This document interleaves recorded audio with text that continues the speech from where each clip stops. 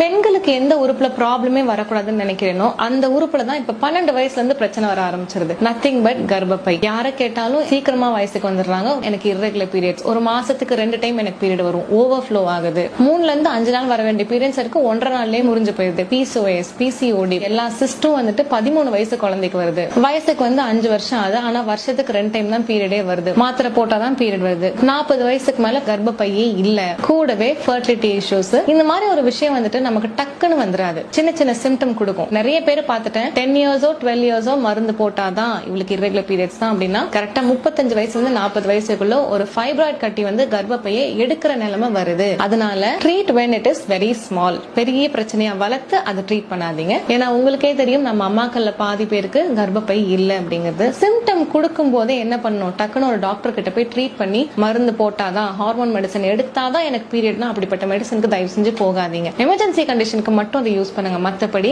Life style கரெக்ஷன்ஸ்லயும் சின்ன சின்ன uterus cleansing மெத்தட்ஸ்லயும் உங்களோட பீரியட்ஸ் எல்லாத்தையும் ரெகுலேட் பண்றதுனால நிறைய விஷயங்கள்ல இருந்து நம்ம தப்பிச்சு வரலாம். சோ இப்பதான் சின்ன சின்ன சிம்டம் வருது அப்படின்னா தாராளமா ஒரு கன்சல்டேஷன் நீங்க எடுத்துட்டு அதுக்கான ட்ரீட்மெண்ட்டை பார்த்து 1ல இருந்து ஒரு 1.5 வருஷத்துக்குள்ள பிரச்சனையை முடிச்சுட்டு ஒரு நார்மலான லைஃப் ஸ்டைலுக்குள்ள போயிடணும். So save your uterus.